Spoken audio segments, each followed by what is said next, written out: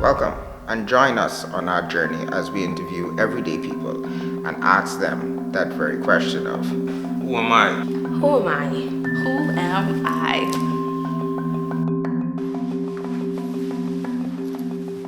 Who am I? My name is Nathaniel Conliffe. I am 29 years old and I am from Nassau, Bahamas. I work in the multimedia industry. That includes creative director, multicam engineer, live streaming, and anything you put a camera to. So my journey all started when at Farm Fest. I don't know who all remember Farm Fest. Started at Farm Fest, where I had a friend. He snuck me onto the set, and I just started getting into cameras. I got into cameras from church, leading the media team at church, and he snuck me onto the set and put me behind the camera without the director's knowledge. So when the director saw the style and the flow change in the shoot, he was like, "Who is this on this camera?" And I told him my name, X, Y, and Z, and he was like, "I need you. I need you to be here, and I need you to come to this place. That's a very iconic place for most of the creatives in the industry, and that's we call it the Hill, on the Hill.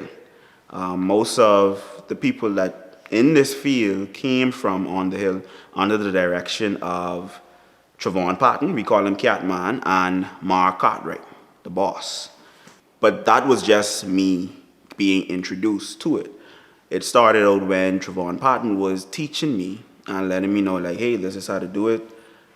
This is how to find out how to do whatever you need to do. And at the time, I used to work at Atlantis. I was an accountant at Atlantis, and I used to get up at like 7 a.m., 6 a.m., 7 a.m., be to work until 5, get off from work, go to school afterwards, get off from school, and I stuck in that studio on the Hill, learning, practicing, learning how to edit, learning how to color cameras, everything, the whole 9 yards. And we was there until about 2, 3 o'clock every morning. That continued for, I'd say, months, even maybe a year or so.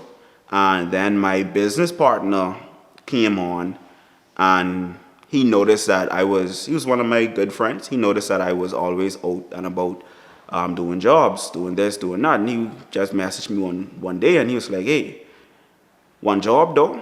And I was like, "Yeah, man, you need to be ready for 5 o'clock in the morning." And surely enough, when I pull up by his house, 5 a.m., he was ready. We started learning together at the studio, and t&tmedia wasn't born yet. When he started to learn, the brother of Trevon Patton, Gene, he said, "Every time you guys come together, there's always an explosion like TNT." And they call me Tiny. He is Travi. And he always say, like, "TNT, y'all always an explosion." And that's when t&t Media was born. And me and Travis purchased our first camera. We started doing photos, doing photography, and so on and so forth. And over the years, the equipment just built up, clientele built up, the name built up, and here we are now. I would say my biggest accomplishment to date, it wouldn't be anything physical. It'll be more of something that is mental. I remember a job, me and Travis do some work for Lisa Nichols, and she challenged us to do a job during the pandemic that we have never done before, and Zoom was just coming out, getting popular. It still had a lot of workarounds that needed to happen. So I remember being paid all this money, have a job the next morning, and we don't know how it's gonna go. So we were there we were at the studio. We were streaming at the Zoom for some hundreds of thousands of people. Her motivational pieces, and this was probably like a 10-hour shoot from 9 a.m. to probably like 6 p.m. It was the end, 9 to 7, I believe. And we didn't have a complete setup at about 12 a.m. of the day. But we got it done without fault, without any issues. We had one of our one of our good friends, Shadi, he came in and he adjusted some of the audio stuff for us. The major problem we were having was audio feeding back into the mix, and then we learned that we needed a mix minus, so on and so forth, which Zoom automatically does now, but you had to do it manually back then.